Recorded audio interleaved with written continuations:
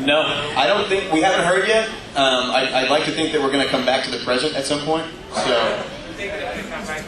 I think they're in the process of sort of reevaluating what they want to do. Oh, the other episode when they sort of think that the book tells the whole event, you know, what happened, they think it's all a joke, right? The episode, right? I don't really know what. No, it's real. No, they're in the future. They're there. It's not a dream, not a hoax, not an imaginary story. No, yeah, they're definitely in the future. Good story. Hey, write it best. You'll do it.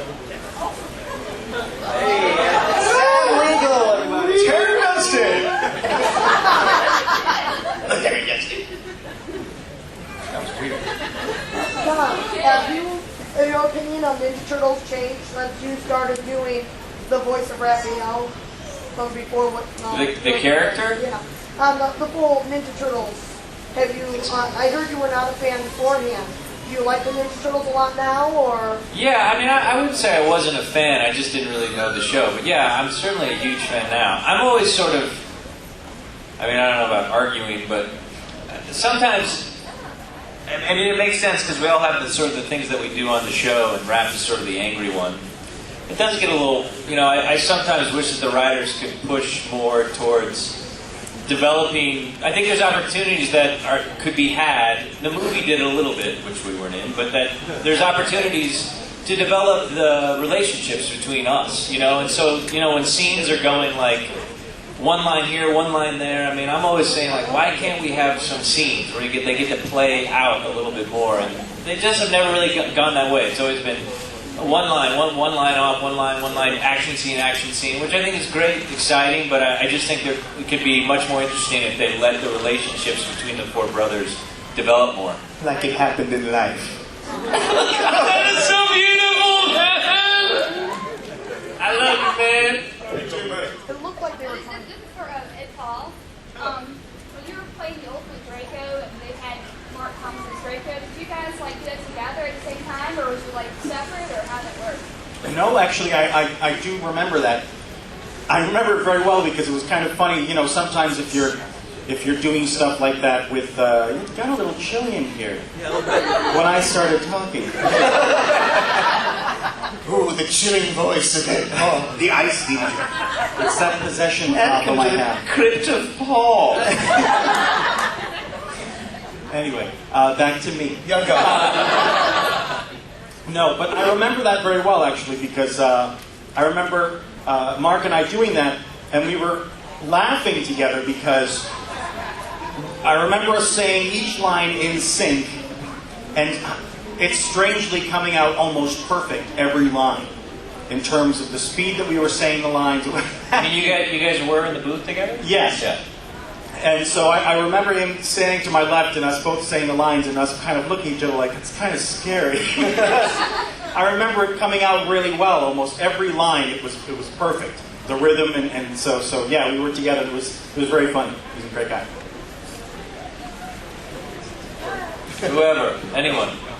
Go ahead. I did wonder, how come you guys didn't do your roles in the movie? We were busy. Anyway. You know what happened? Yeah, we were asked. We said, no, the hell with that. We're tired of this. They have enough cash. We don't want the money. The guy It's who a wrote movie. the guy who wrote and directed the film. We didn't meet him. I mean, the only thing that we can sort of guess what happened is that no one from 4Kids, where we did the show, was involved in the film. No.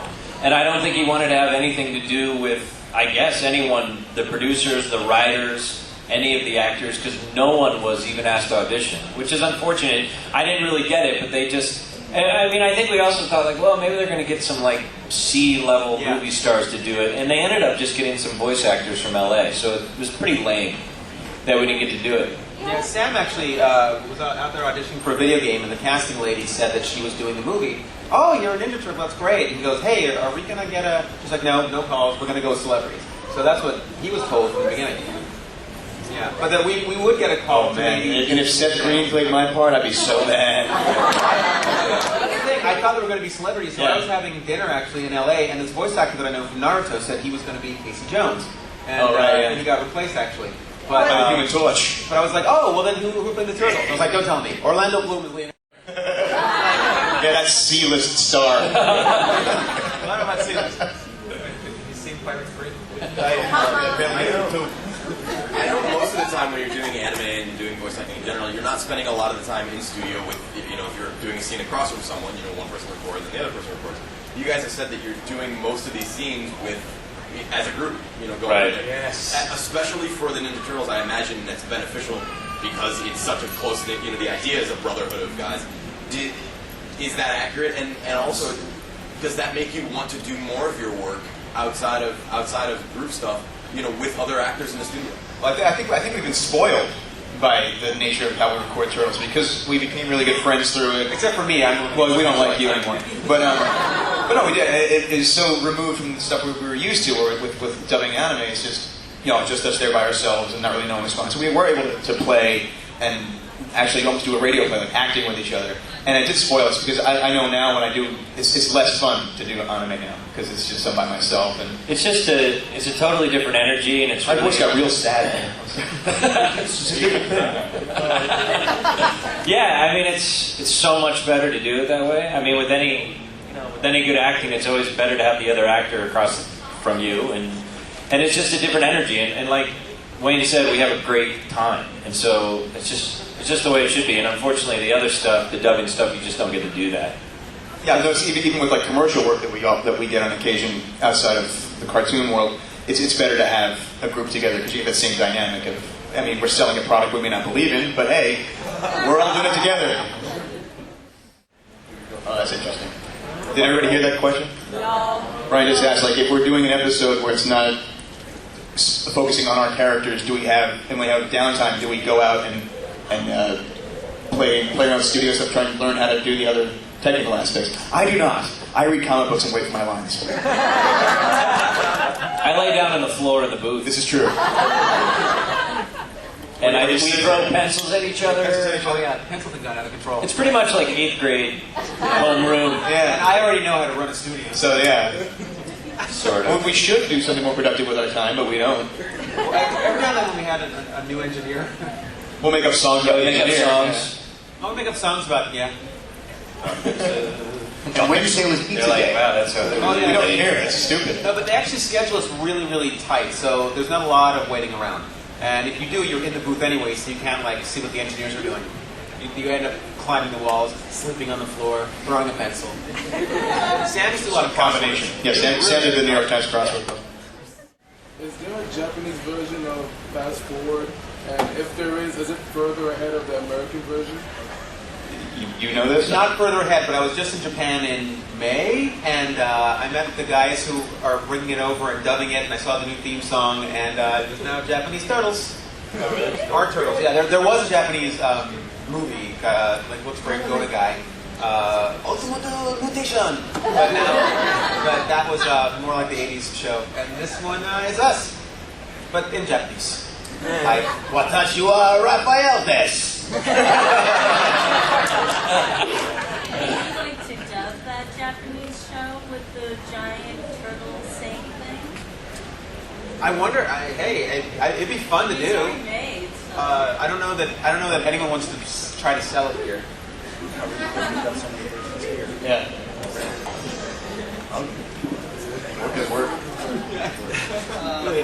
I really like the episodes where we see the characters from Usagi or Jimbo. I was also wondering, if these characters show up again, and it's possible, would you guys consider doing a series based on Usagi and Jimbo?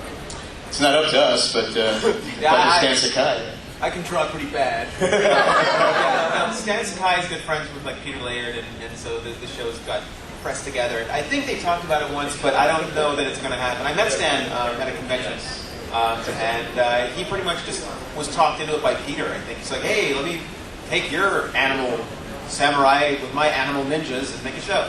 He was like, okay, you're my friend. I think they do bring characters back, so there's always a chance that they could. Do a spin-off? God, I hope so. All the way in the back. I have a question. In Ninja Turtles, how come you have Japanese culture, but all the other anime series have to be westernized so much that it's known from Japan? Because on Wikipedia, apparently this is the quote that Khan said. By the time we translate everything, they won't know that's from Japan anymore. You mean it's too westernized, Ninja Turtles? No, No, not Ninja Turtles. Ninja Turtles is easternized, but then anime gets translated and overly westernized. Yeah. Grass is always greener. Go ahead, Mike. You can deal with that one. Question. Did you answer it? No, I'm not a producer for kids, but I don't know. That's the answer, I guess. We're not producers. I don't know. Good question.